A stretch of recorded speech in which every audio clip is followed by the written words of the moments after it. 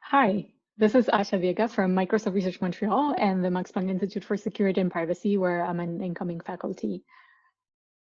I am a researcher working in the space of responsible computing and coming from an information retrieval and social computing background. Let me start by thanking the organizers for inviting me to talk at this workshop. I want to use this opportunity to tell you a bit about some of the research I and my colleagues do in the area of responsible computing.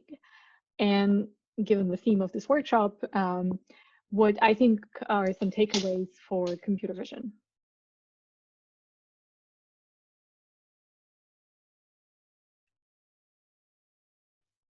When thinking about responsible computing, there are certain types of questions we tend to ask ourselves.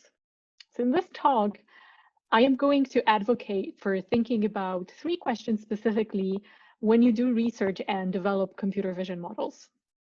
And I'm also going to give you examples of our own work inspired by each of these questions. These questions revolve around the following 3 aspects. First of all, we should try to question the data we use to train our models.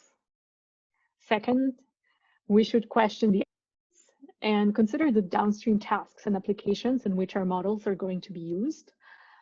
And third, we should consider the broader impacts our work might have by engaging with diverse communities of researchers and stakeholders.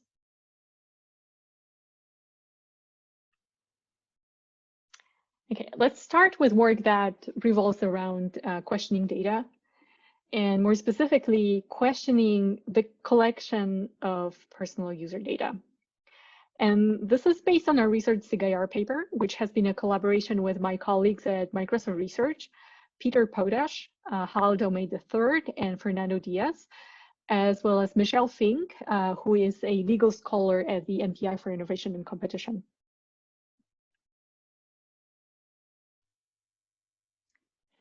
The specific concern we address in this work is whether the data that we collect to train and operate our models is really necessary.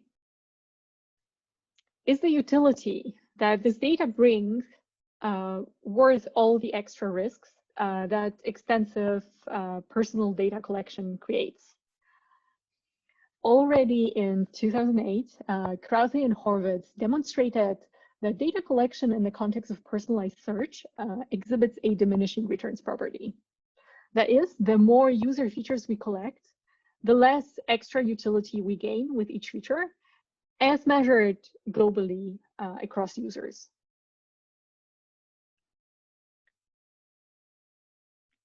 And this property has been demonstrated across a number of different scenarios and application areas.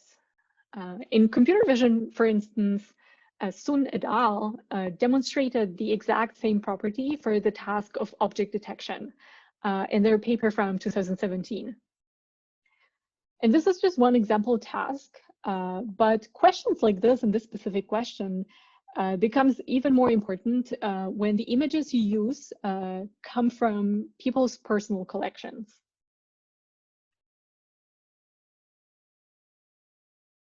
So in this work, unlike in many privacy works where you start with different privacy constraints when thinking about the trade-offs between privacy and utility, we actually start with a utility constraint.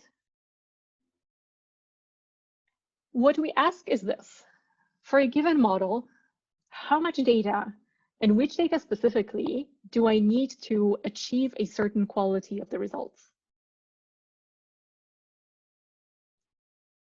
And out that there's a parallel between this question and certain legal principles from data protection laws. For example, the principles of purpose limitation and data minimization. The data minimization principle says that personal data shall be adequate, relevant, and limited to what is necessary in relation to the purposes for which they are processed. So it really seems like the question on the left and the question on the right are really the exactly same question, just phrased using language of 2 different communities.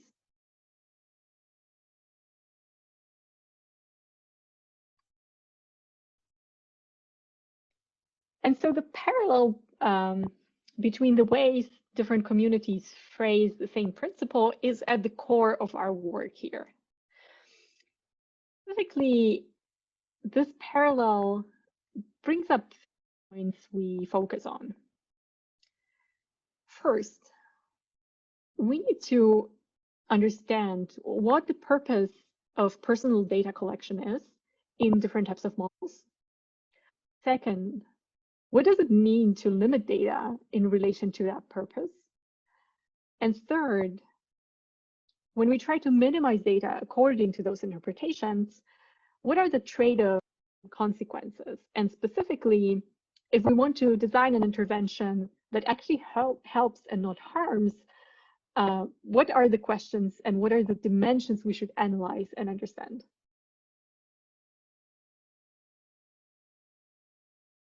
We base our answer to that first question, that is, what is the purpose of personal data collection, on the following observation. For many different models, and that includes computer vision models that operate over people's personal photo collections or camera footages, the user data is collected not necessarily to deliver, but to improve the service. And so based on this observation, what we've proposed is to tie the processing purpose as defined by some of these legal requirements to improvements in performance metrics.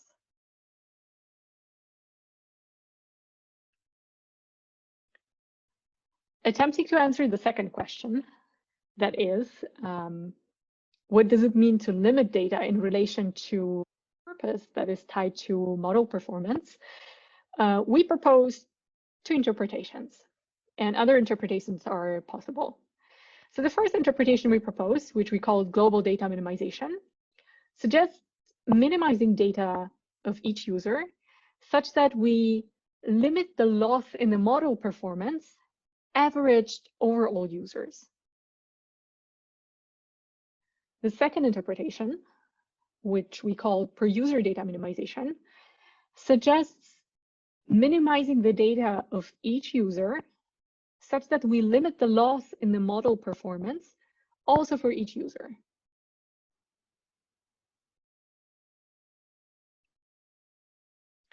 And to explore the third question, that of the trade-offs and consequences of data minimization according to those interpretations, and sort of looking at what questions we should address if we want to derive some policy recommendations, we perform an experimental study domain of recommender systems. And so the results I'm going to present here are going to come from this study, but similar experimental protocols and principles would apply when experimenting with data minimization for computer vision models that operate over personal data.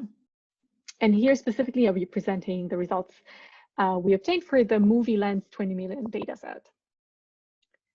So the structure and the assumptions in the study, and sort of like assumptions that correspond to a real world service and application, are as follows. So we're assuming we have a recommendation system that can be trained on some background system data. And the data can be, say, historical or purchased or collected from another market. In our experiment specifically, we used two different types of recommendation algorithms based on k-nearest neighbors algorithms and matrix factorization. Then we have a set of users for whom we want to minimize data. And a portion of this data will be selected to be presented to the recommender by various minimization strategies. And a portion of this data will get minimized out. And we also keep a separate test data for each user.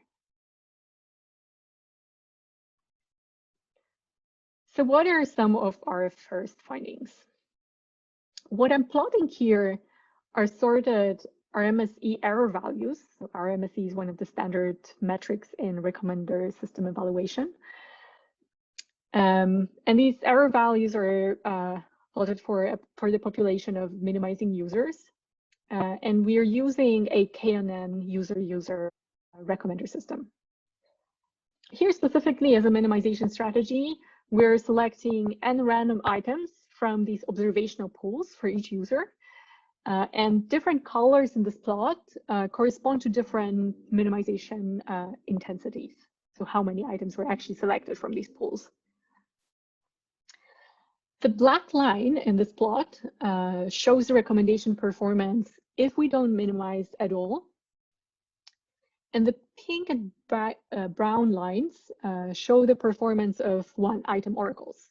So those tell us the upper and lower bounds of error in this data set when we select only one item from each user profile. So two high-level observations from this plot. First, it looks like on the population level, the error distribution remains relatively stable as we minimize. And second, it looks like often we can actually minimize large portions of data. For example, leaving just 7 or 15 product ratings in a user profile, while keeping the quality of recommendations quite reasonable.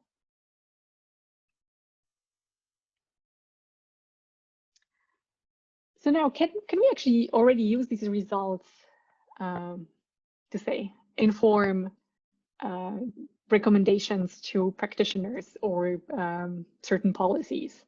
So what happens if we does the finding hold across a number of different systems?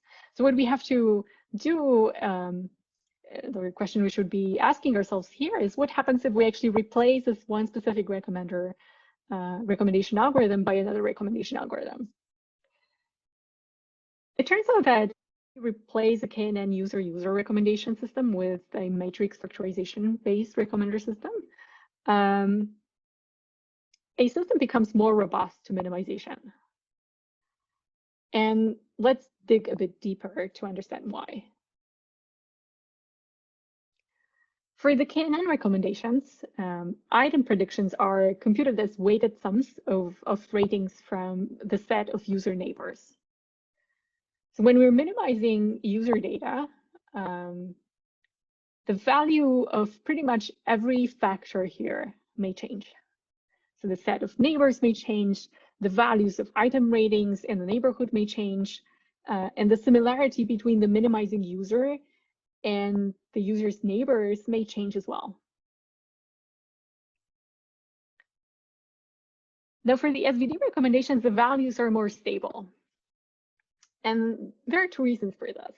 So first, when we actually look at the gradient training updates for the SVD predictions, we would see that the updates to item biases, BI, and the latent factors, QI, will mainly come from the system data. And in our experimental setup, the system data does not change.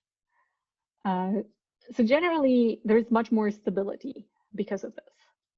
And second, we have a very specific experimental protocol where we're folding in minimizing users one by one, instead of like retraining the system for the whole population of the minimizing users. And that also helps create results that are more robust, create a system that is more robust to minimization. So it turns out, that these statements are not purely statements about the algorithms, but as sort of statements about algorithms and the experimental protocols jointly. Is this all when it comes to these explanations? It turns out that it's actually not. So algorithms do play a role, the experimental protocols do play a role, but the data also plays a role. So this robustness to minimization in this specific data set is also a result of relatively low variability in the rating scores. So in the data we actually used, we found that ratings between 3 and 4 on a 10-point scale made like 61% of the data. So even when you minimize, the predictions are unlikely to change a lot on an absolute level. So the takeaway from this type of a study that we perform to sort of derive certain guidelines for practitioners to sort of try to comply with some of these legal principles and privacy best practices is that, even though this minimization may look feasible at a face value, we should not take these results. We should not take these results at the face value before making any important decisions. So we should deeply inspect the inner workings of the algorithms and also question the data and question the metrics, question experimental protocols.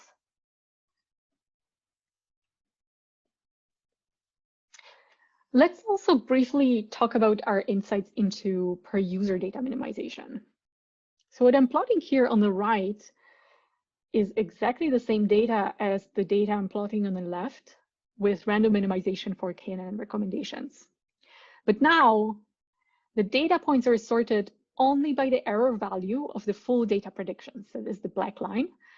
And the errors for the minimization methods are mapped to the corresponding user on the black line. And we can clearly see huge variability in the additional error incurred by minimization for different users. So what do these plots tell us together?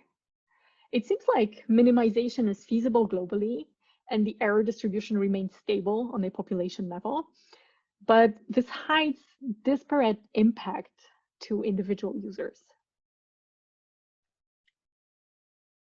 So in a regression analysis, we examined whether there is any correlation between the error delta incurred by minimization and certain characteristics of the user profiles. So those characteristics of user profiles included number of ratings, average rating value, average popularity of items, number of genres, average similarity to all system users, and average similarity to 30 closest system users. And we actually found no strong correlation between any of these characteristics and the error delta. Instead, what we found was that there are complex interplays between individual user characteristics, the population data, the base recommendation algorithm used, and the minimization algorithm.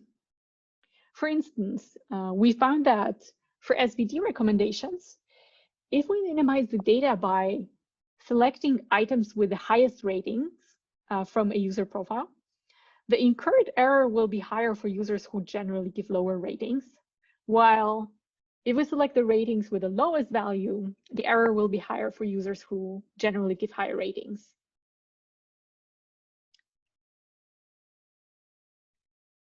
So the study showed us some evidence that global performance-based minimization is feasible, that per user performance-based minimization is not that straightforward. So different users might be disparately impacted by minimization, and there is no easy way to tell who these users are going to be. And third, algorithms do differ in their robustness to minimization, which makes it really hard to potentially come up with unified minimization policies.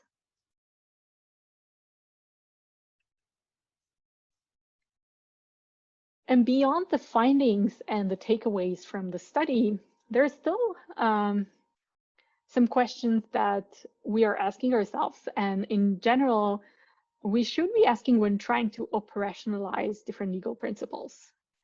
So first, and the most fundamental question is perhaps, which interpretations of these principles are viable, both computationally and legally?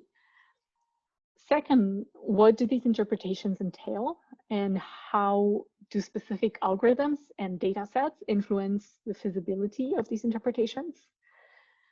And third, we should really zoom into the performance for individual users and different communities to understand, if we implement a certain interventions, who are the users and who are the communities that are going to pay most for this algorithmic intervention, for example, in terms of the service quality.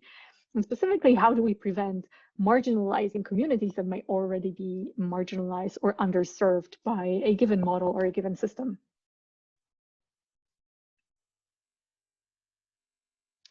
So in this part of the talk, still discussing research questions around questioning data.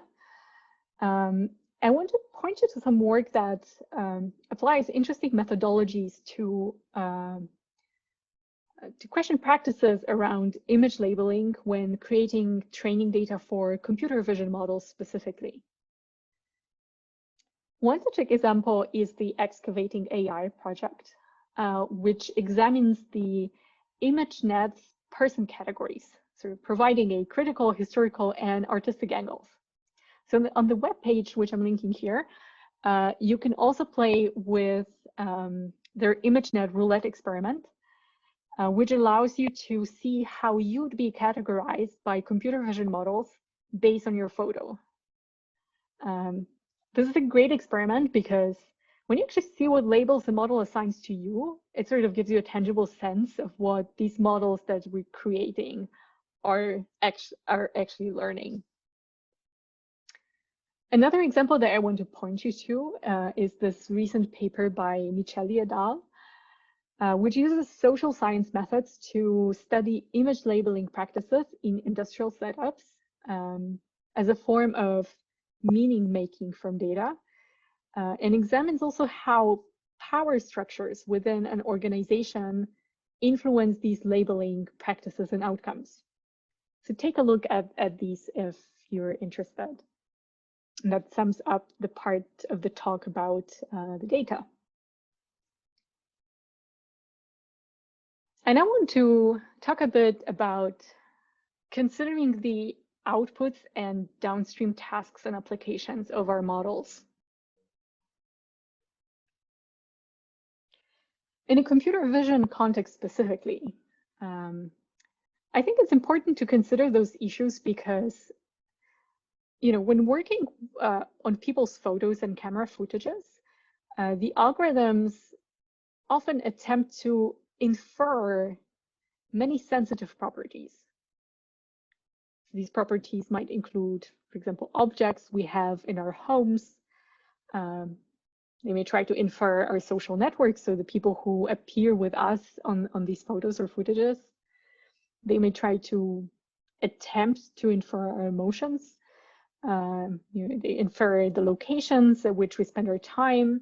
They also might infer certain identifying information about ourselves if the photos contain, for example, documents. So if we have pictures of documents in our personal collections. So as a side note, if you're interested, I'm listing here a pointer to a paper that conducts a legal analysis of the status of machine learning inferences as personal data.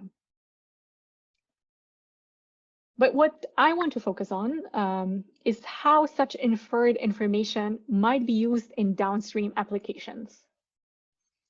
And well, because I come from an information retrieval background and I think a lot about search systems on different platforms, I'm going to show you an example of how such inferences might lead to privacy harms to users whose data is being made searchable.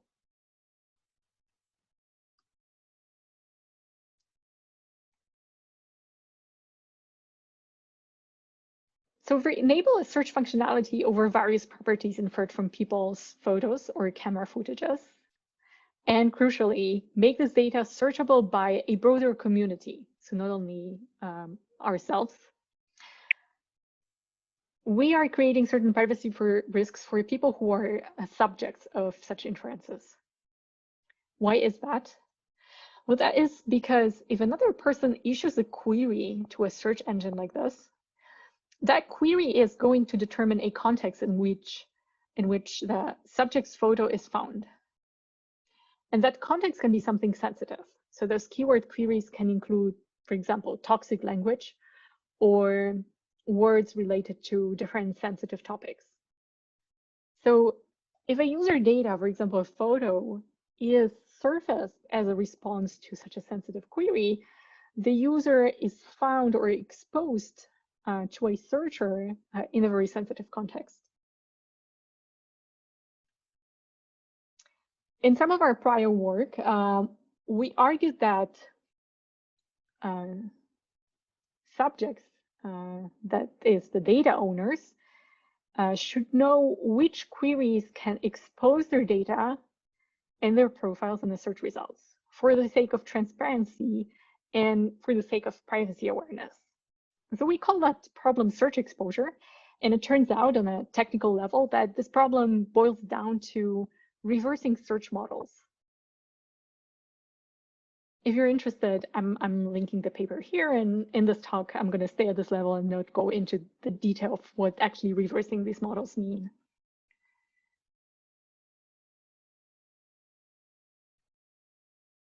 And I need to mention that this problem is not stylized. There have been data breaches in the past that abused search tools. For example, in this breach from 2018, hackers reportedly acquired a database of phone numbers and email addresses in the dark web and issued those as queries to a social media search system. This search engine, as a result, returned the links to user profiles to whom these identifiers belong. That enable those hackers to enumerate billions of users in the system and then scrape their data. And so should search exposure information be computed in a system like this, then people would have more awareness of actually of which queries lead to different user profiles and can surface them in the search results.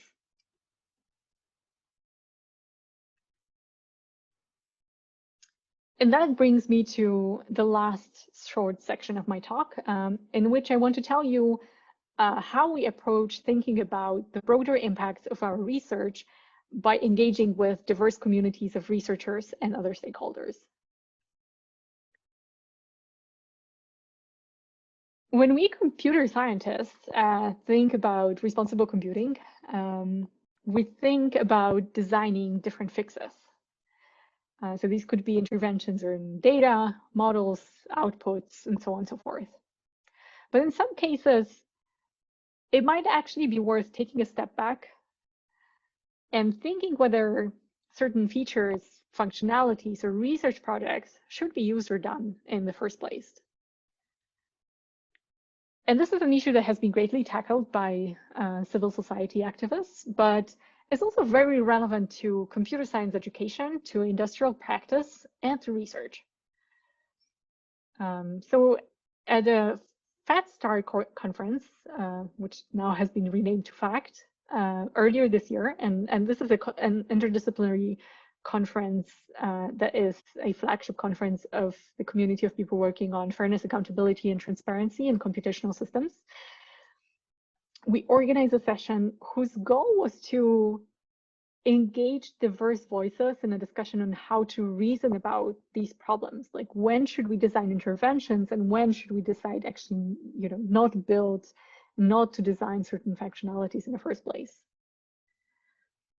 So we brought together a diverse set of participants from academia, industry, and civil society, and had a session in which we had these people discuss these problems together. And the discussion surfaced how folks with different backgrounds think about these issues, and it helped surface many different nuanced angles to this discussion. And so hopefully the discussion will contribute to our understanding of why and how not to build certain tech solutions rather than trying to fix them.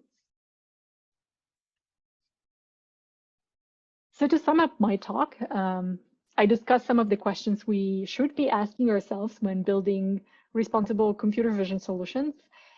And those include questioning the data, questioning the outputs, and considering the downstream tasks in which our models are used, and considering the broader impacts of our work through engaging with diverse communities of researchers and different stakeholders. And I want to highlight that this list is not exhaustive. Specifically, there are many researchers I greatly admire working on the issues of bias and fairness in computer vision. I think some of them also do have presentations in the main conference at ECCV. So do engage with this literature to contribute to more responsible computing, and thank you for tuning in.